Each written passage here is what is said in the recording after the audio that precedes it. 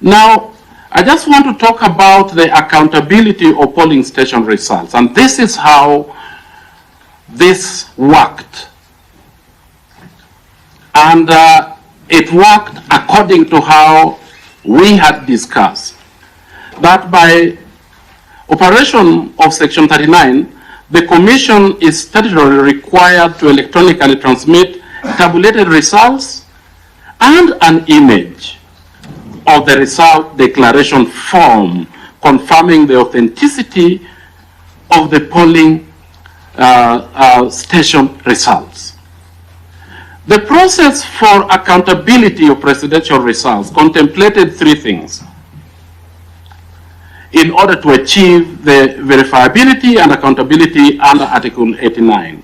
First, the presiding officers are expected to send, one, a tabulated result of the polling station. Two, the image of the polling station results declaration form. And three, physical result declaration forms transferred to the returning officer. The technology investment by the Commission ensured the presiding officers could transmit tabulated polling station results concurrently with the image of the result declaration forms. The tabulated results will give the country a running tally of the results on real-time basis.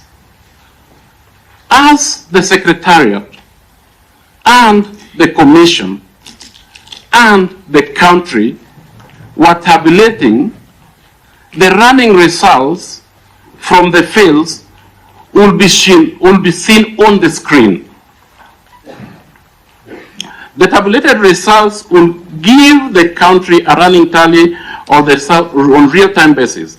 The presiding officers are also required to transmit the image of the result declaration form based on timestamps, location stamps, KIMS-KIT QR code, serial numbers, and other specifications provided in the KIMS technology. That is how it was envisaged. Now, how did we do it? The chairperson unilaterally took the decision to deny the country the benefit of a running tally based on tabulated results as a counter-check of the transmitted images and the results declared in the constituency tallying centers and the national tallying center. This was stopped. As commissioners, we therefore did not know the running tabulation. People at home that were doing this with us also were at a loss. It is because we stopped doing this. Some of us discussed this with the chairman and said, 2017 is a bad memory for IEBC. That is the time that the organization was accused of, I think it was called the Vifaranga computer thing. We were manufacturing results. And I said, Mr. Chairman, you need to organize this. And he said, I am busy right now, but I will sort it out later. It was never sorted out. By IEBC taking an ad hoc administrative decision in violation of Section 39 and sending an image, it ensured that it did not tabulate the electronic results. This deliberately put the country in the dark and results remain indeterminate. Secondly, the IEBC failed to undertake electronic tabulation and publication of constituency tallying of presidential results. This violation had two effects. One, it ensured that the country had no electronic source to counter-check the results obtained from the portal. Nor did it have the benefit of tabulated results by the institution that is constitutionally mandated to undertake tabulation.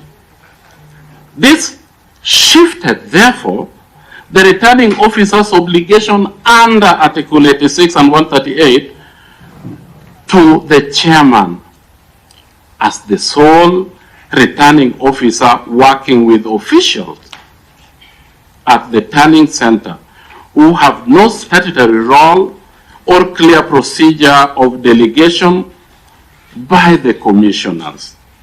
It ensured neither us as commissioners nor the county had effective accountability framework for the results. That was the upshot of that. The effect of the violations, willful omissions, and an ad hoc decision by the chairman ensured that the investment in the schemes was not used to achieve the objectives of transparency, determinacy, and accountability of presidential election results. It effectively resulted to keeping the country in the dark for too long, giving undue power to the chairperson in collusion with his preferred selection of commissioners and unaccountable staff, in total alienation of ourselves. The result management framework of the 2022 presidential election effectively mirrored 207 presidential declaration and derogated the gains of the Constitution of Kenya 2010-2016 amendments to the Elections Act.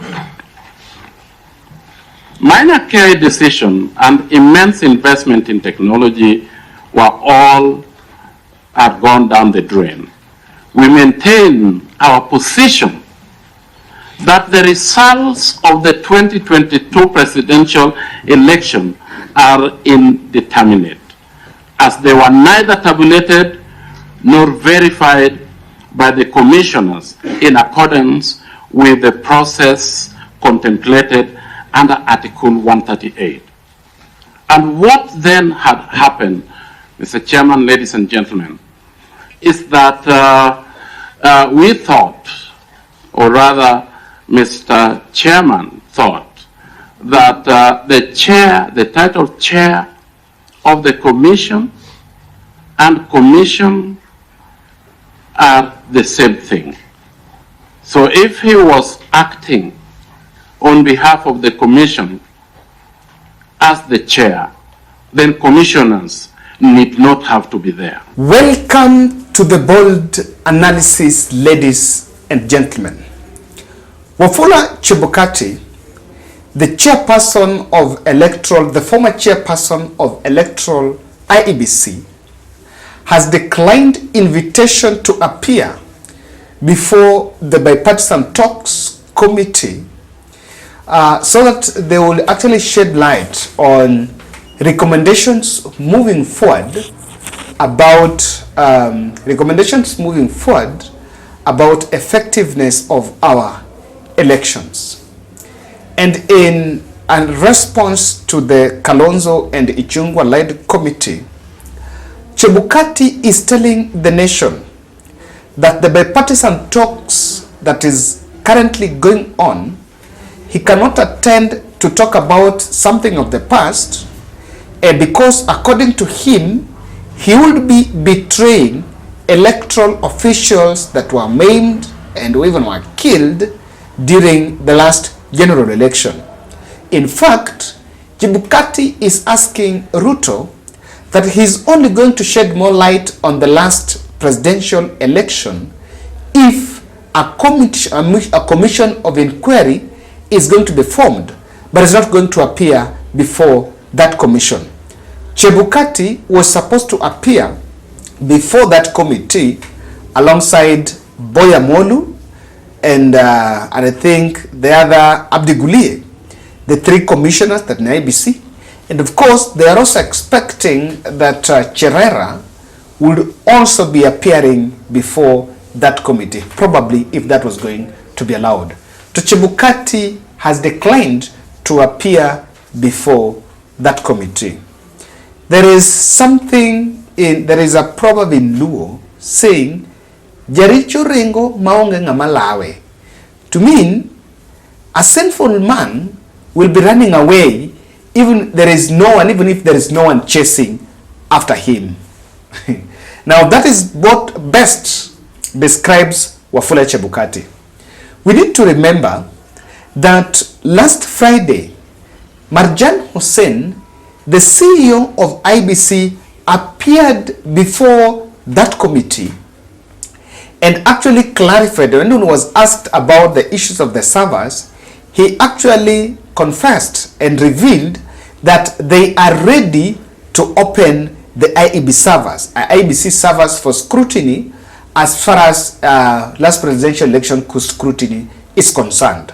Marjan Hussein also asked the committee to consider splitting the elections into two, the presidential and the other election of the other electoral of the other positions, the governor, senate and MPs, to be split so that they can be done separately.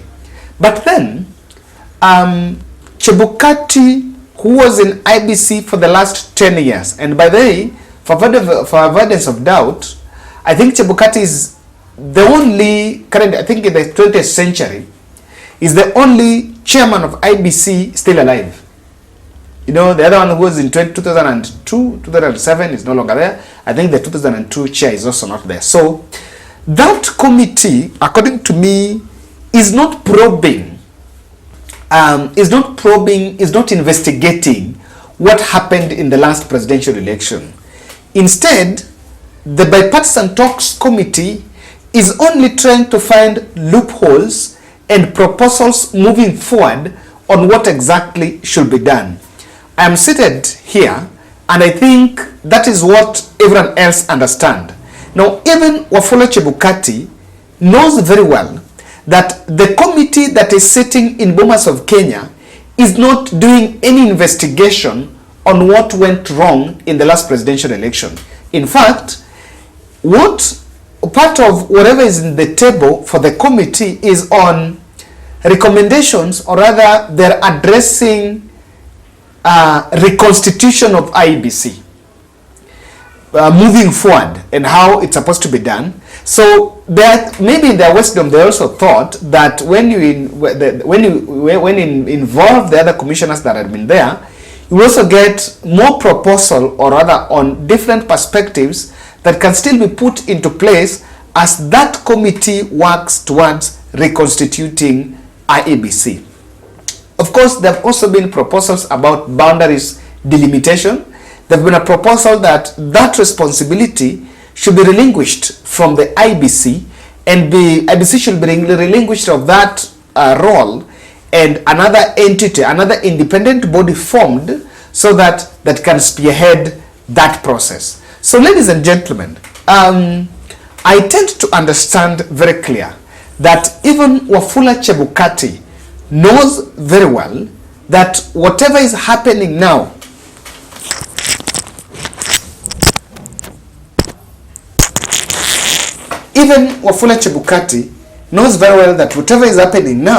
is not carrying out any investigation. And so, why do you think even after IEBC chair, the IEBC CEO went there, and he's actively in office, and I think if there is someone who was in security of tenure, someone whose role is even insecure, is currently the CEO, because for him he is still in office. He has not left office, he has not retired. He appeared, but will the IEBC, former IEBC chair, refuse to be there? I want to explain. Remember, the same team declining, Abdi Guliye recently appeared in a TV47 interview and spoke about that election. But then on matter that then pertains the whole country, they have declined to go. And I want to tell you from my own observation why Chebukati and the team are not willing to appear before the commission. Number one, I think the team were not happy by what the IEBC CEO said, that they were willing to open the servers. He's saying, IBC, Chebukati is saying that where will they appear to speak about something, a matter that is of the past? But the same matter of the past, CEO of the commission confirmed that they are willing to open the servers. From where I am seated, Chebukati and the team do not support any other proposal or other possibility of opening the servers. I repeat, as in, if you've left, you did one of what you want to brag of as the best election that you once did, then what will make you become, what will make it difficult for you to come and defend that is because the CEO is not, he doesn't want to appear because of the CEO's position. Number two, Chebukati is simply avoiding media interrogation, or rather is simply avoiding interrogation about the last general election. You know why? Because the moment he's going to, I think as things go, there are a lot of things that are now at stake. You know, there are a lot of things that are at stake, and I think if there are things that were hidden, maybe things are out. And Chebukati knows very well that if he appears before that commission, any other statement that would have made, that might have been made. Remember, the whistleblower reporters out, Raila spoke about how where this and that servers were. He knows very well that any other statement that might come from him, fact-checking, or there will be counter-claims by the Cherera team. Remember, the Chereras are not in the country. And I'm very sure wherever they are waiting to hear what Chebukati is going to tell that commission. So whatever Chebukati is going to speak in that meeting, clearly they would expect that there's going to be a rejoinder from the other side. So that is why you will not want to delve into that. Secondly, the Chebukati camp, I think they don't want to defend William Ruto legitimacy. Why? What would you expect? I spearheaded free and fair election, gets an opportunity to be in front of a camera and to tell the country how William Ruto won fairly. That is, I think, if they appeared before that, that's what they were supposed to speak about. But abstaining or failing to speak, failing to appear is simply trying to dodge. They're dodging the question, did William Ruto win fairly?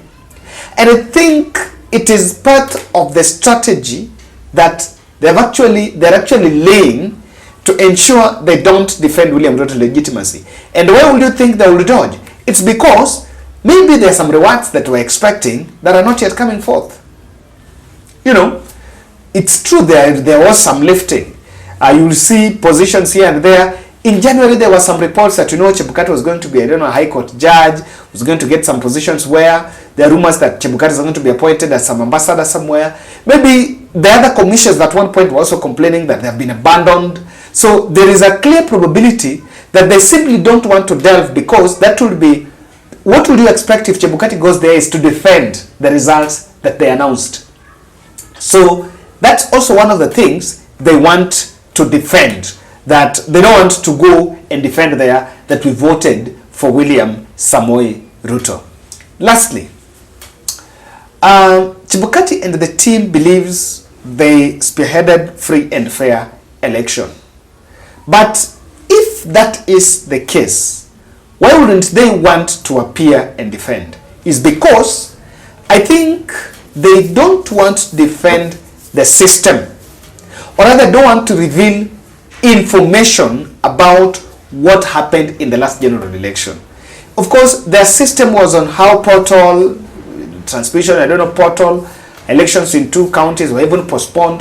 They don't want to get involved or rather respond to that because the information is very scanty. I want to finish this podcast by debunking a narrative. And this is a narrative that Chebukati and the lot should spare this country. Spare us this nonsense.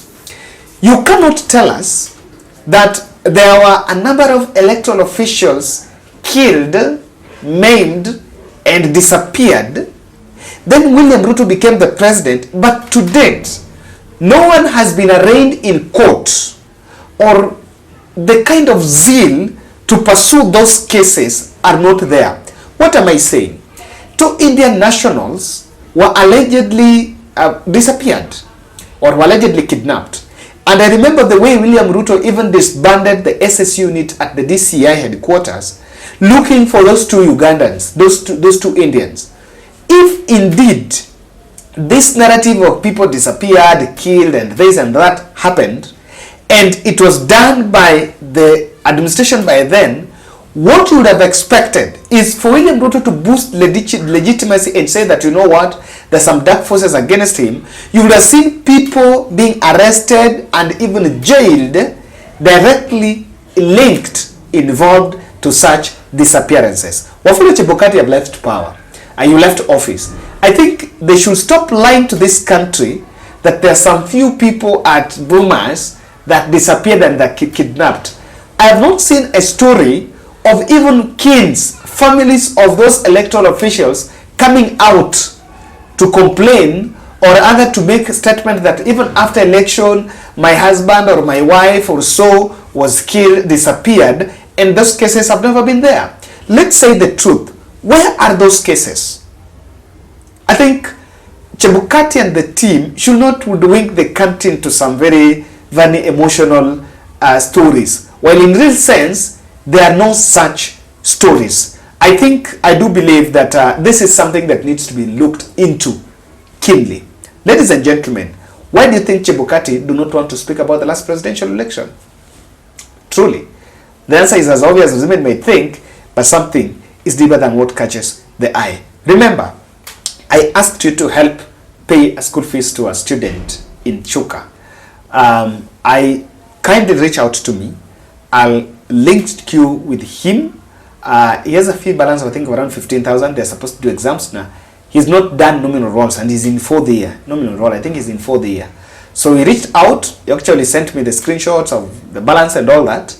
So if you're willing and you want to impact on someone's life and a bold network, I can link you to this gentleman and kindly so that he can get that kind of support. Thank you.